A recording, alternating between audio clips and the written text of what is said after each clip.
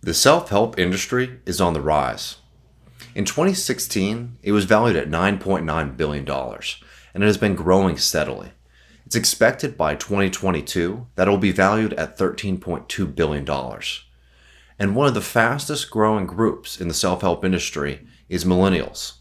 And look, it's not surprising to see this.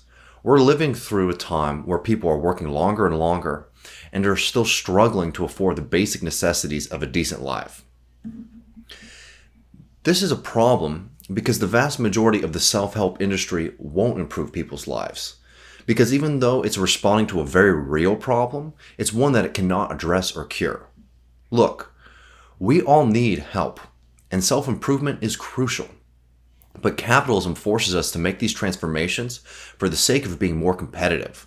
The underlying cause and reason for the pain and inadequacy that we feel won't be solved on an individual level, but at a collective one. And look, this is not a trivial problem. We don't have the luxury on the left of easy answers. We need to be prepared to push back against the right wing that is happy to provide cheap solutions to difficult problems.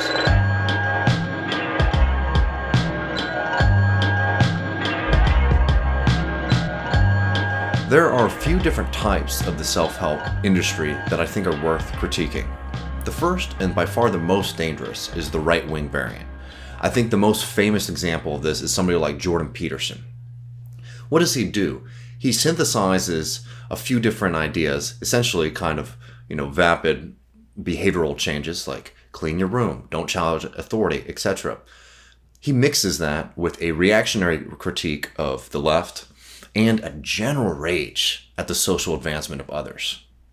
Most importantly, though, I would highlight with Jordan Peterson is that he argues that you should not challenge the system nor direct your anger at it. This is from his book, 12 Rules for Life. Don't blame capitalism, the radical left, or the iniquity of your enemies. Don't reorganize the state until you have ordered your own experience. Have some humility. If you cannot bring peace to your household, how dare you try to rule a city? Let your own soul guide you. This is incredibly dangerous because, one, he's making the argument here that before you are allowed to critique society at large, you have to have every aspect of your life figured out. You can see the kind of reactionary bent in this politics, where we are not allowed to challenge or question the system that is structuring our very lives. Now, there's another type of self-help which I would call the hustle and grind self-help. Stuff like if you listen to more audiobooks, you'll be able to rise above the drudgery of wage labor. Essentially, if you fix your work ethic, you will be happy. Now, this is pretty obvious what its message is trying to sell, which is a defense of capitalism and a meritocratic system that has left so many people behind. Honestly, the criticism of this is so surface level, it's not worth diving too much deeper into it. But there is a more subtle, and maybe the most granola kind of self-help. And this is the kind that individualizes the systemic. For example, central to this kind of self-help is the idea that you're unhappy not because your boss is exploiting you, it's because you have a bad attitude. And if you just practice more mindfulness, you will achieve happiness. Now again, this hits at a lot of the problems of the self-help industry, which is that it takes systemic issues and they individualize them. They make them into something that can just be changed with a shift in your attitude rather than a shift in your politics or a shift in the material reality or a shift in the workplace. At the end of the day, none of these address the material reasons that people are unhappy. Look, this is not a new problem. There is a long history of a kind of media that is meant to comfort people, but is actually being used to prevent them from recognizing the system that is making them unhappy. Theodor Adorno was a radical theorist who wrote a book, The Stars Down to Earth, where he analyzed the LA Times astrology section over the course of a year.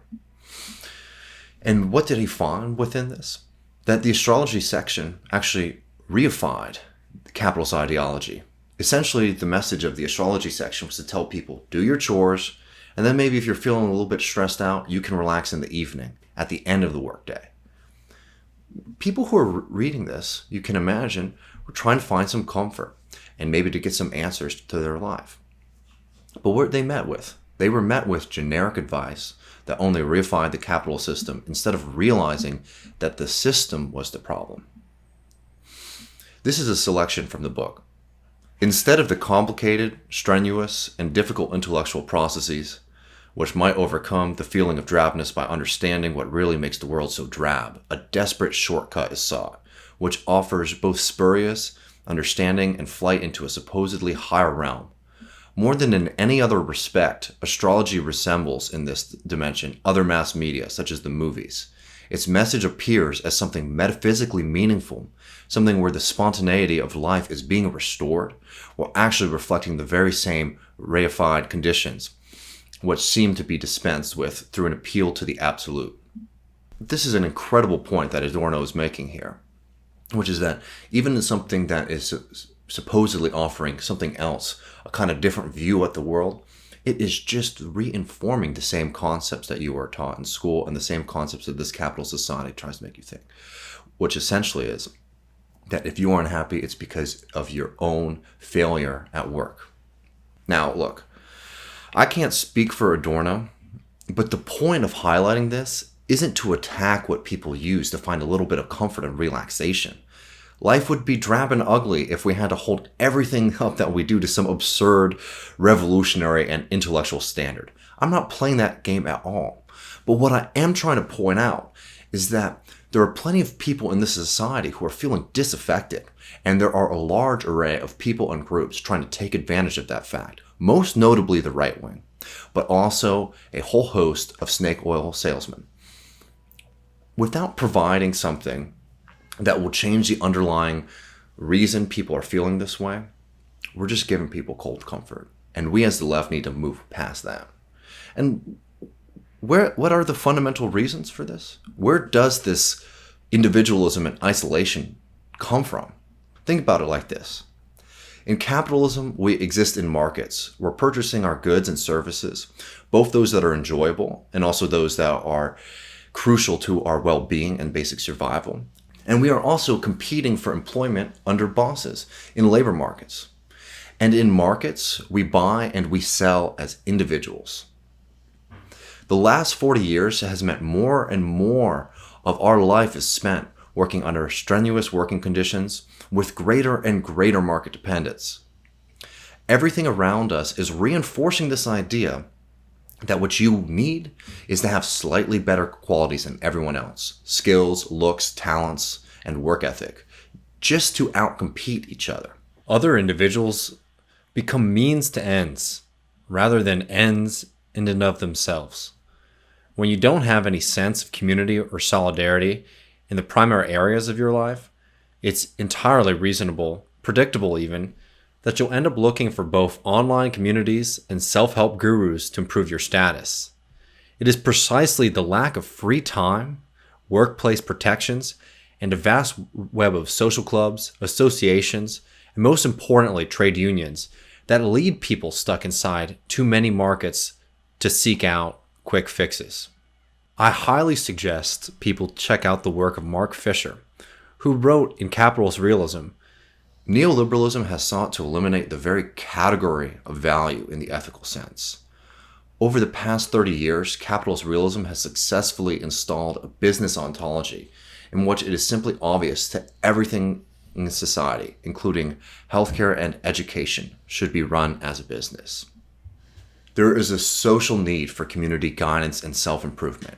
And what the self-help industry represents is this kind of neoliberal mentality that we're going to be able to buy our way out of this problem instead of working collectively to fix the fundamental material issues that are creating so much depression and sadness.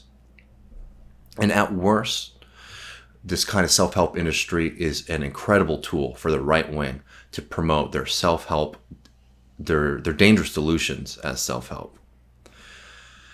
Now on the left, we don't have the luxury of easy answers because we care too much about the result. Socialism is an inherently optimistic philosophy. It's the belief that out of all of this horror, a better world is possible, and we can build it through community.